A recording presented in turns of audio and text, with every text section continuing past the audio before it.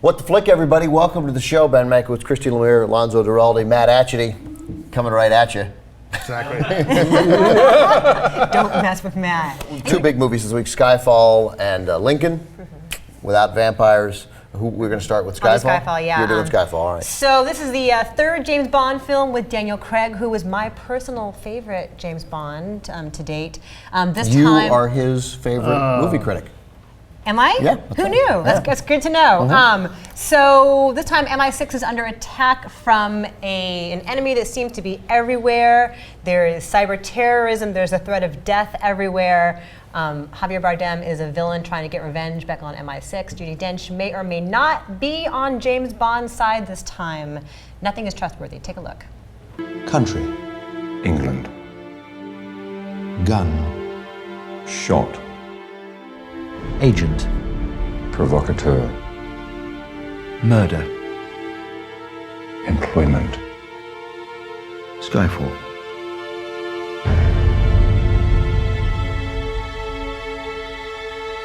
Skyfall.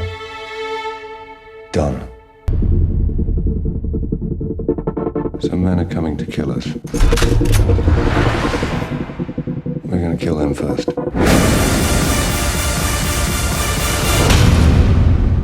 Is this not the most beautiful Bond film you've ever seen in your life? They got Roger Deakins to shoot it, who who's was my like hero. one of the great living cinematographers. And they did not show this to us in IMAX, which I would have liked.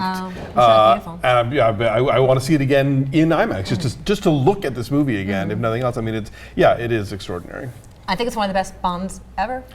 I think it is certainly one of the best Bonds since, nostalgia tells me how great the first three were, which doesn't necessarily hold up when you actually go ahead and watch them. But yeah, it's the best one in some time. I thought Casino Royale was really good, but I thought this was also exceptional. This makes my top five, I think, no question. I think about that's seven fair to movies, say, Oh yeah.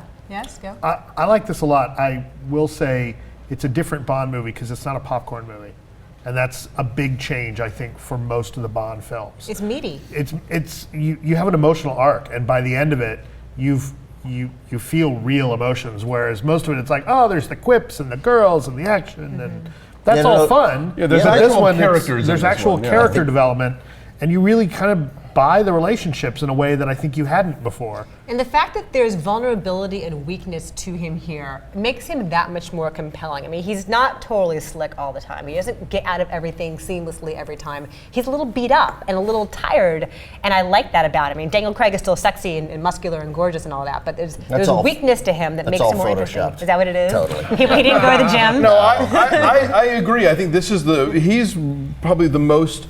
At the same time, he's the most vulnerable Bond, and that it looks like he can get hurt physically and emotionally. But at the same time, he's also the toughest Bond. It's like Batman Begins. In that Batman Begins, you came out of and thought, wow, that's like a real movie. It's not just a comic book movie. It's not just about a guy dressing as a bat. Right. You felt emotions. Yeah, you felt like it's a real story. That's what this one makes me think of. It stands on its own really, really well. I thought there were moments in it where it felt like the first Bond movie that ever felt like a Western. The ending is a Western. Yeah, that ending is definitely a Western. Right. Now, speaking of endings, I do want to say that we've seen this on Rotten Tomatoes a bit.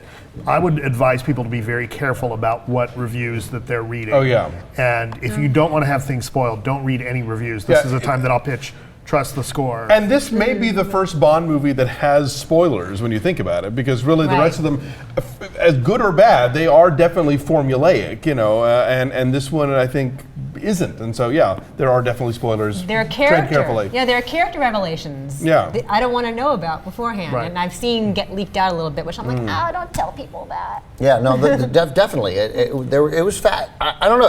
It did not feel like a Bond movie. I'm not sure that at moments during it I forgot a little bit that it was a Bond movie.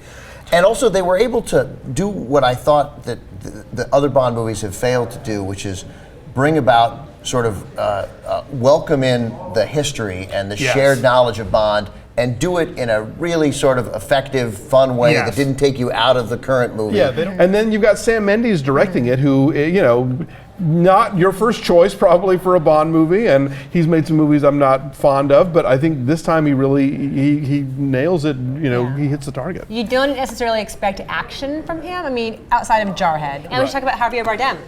Great Who was Bond amazing villain. in this. Yes. Now, he's sort of vaguely, effeminately menacing. Do we think he's a gay Bond villain?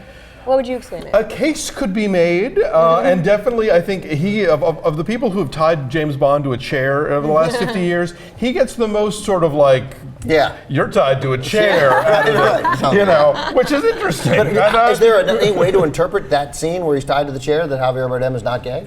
Well, let's say he's bi, because obviously, then we see later, right? He's omnisexual. Yeah. He's a freak. How about that? I thought Chris Walken.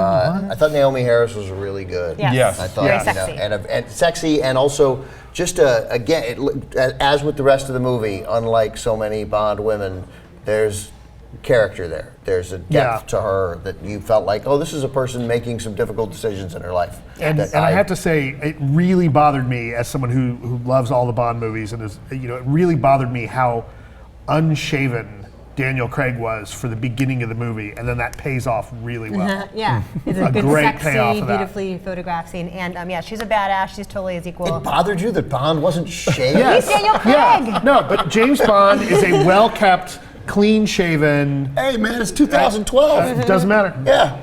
You can still be classy. Well, turns out Matt Atchity is my mother. Yes, I am. All right, Should we do numbers? scores, yes. Numbers, Matt Atchity. What did I give it? A 9? Something Yes, good. a 9. 8.8. 9.1. I'm giving it a 9.5. Where's We're, the camera? 9.5. I give this movie 4 stars. I don't toss 4 stars around willy-nilly like candy. No, as you you all don't. know. You No, don't. so I loved it. That's a 9.1 average from us, and it's And it's about 92% on the tomatoes. Is it? So We're most between of the 8.8 critics and really like it. 9.5. We liked it.